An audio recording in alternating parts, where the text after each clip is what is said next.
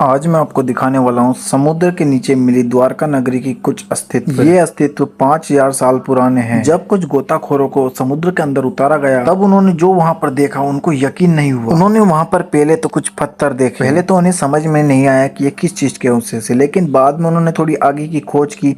तब उन्होंने पता चला कि यहाँ द्वारिकाधीश की पूरी नगरी है। यहाँ श्री कृष्ण का राजमहल है। द्वारका नगरी के बारे में कई मान्यता है। मथुरा में कई वर्षों तक उनके नाना उग्रसेन ने शासन किया। कृष्ण जी राजकाज में उनकी मदद किया करते थे। हालांकि कंस के ससुर जरासंध के बार बार आक्रमण के चलते उन्हें प्रजा की चिंता होने लगी और युद्ध से बचने के लिए उन्होंने पूरी मथुरा नगरी को समुद्र के बीच नई नगरी बसाकर स्थापित कर दिया। इसे द्वारका नगरी के नाम से जाना जाता है। महाभारत के मुताबिक कौरवों की मां गंधारी ने श्री कृष्ण को श्राप दिया था।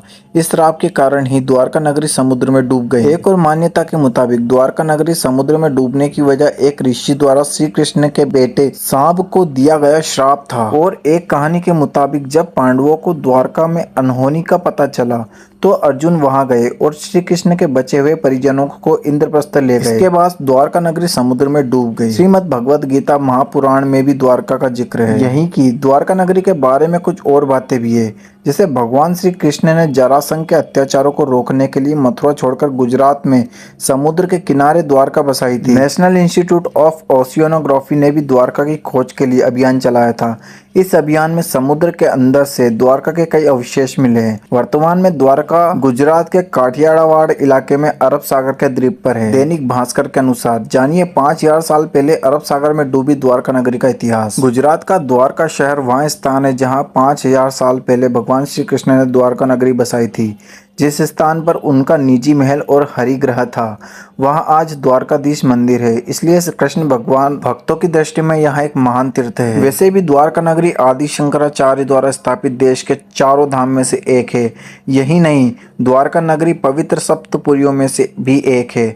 मंदिर का वर्तमान स्वरूप 16 सदी में प्राप्त हुआ था। द्वारकाधीश मंदिर के गर्भगृह में चांदी के सिंहासन पर भगवान श्री कृष्ण श्यामवर्णी चतुर्भुज प्रतिमा विराजमान है।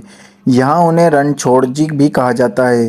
भगवान हाथ में शंख, चक्र, गदा और कमल लिए हुए हैं। बहुमूल्य आभूषणों और सुंदर वेशभूषा से श्रृंगार की गई प्रतिमा सभी को आकर्षित करती है। मथुरा से निकलकर भगवान श्री कृष्ण ने द्वारका क्षेत्र में पहले से स्थापित खंडर बने नगर में एक नया नगर बसाया। ऐसा कहा जा सकता है कि भगवान श्री कृष्ण ने अपने पूर्वजों की भूमि को फिर से रहने लायक बनाया। लेकिन बाद में ऐसा क्या हुआ कि द्वारका नगरी समुद्र में समा गई? किसने किया द्वारका नगरी को नष्ट? क्या प्राकृतिक आपदा से नष्ट हुई द्वारका नगरी? इन सवालों का जवाब पाने की कोशिश अब तक जारी है।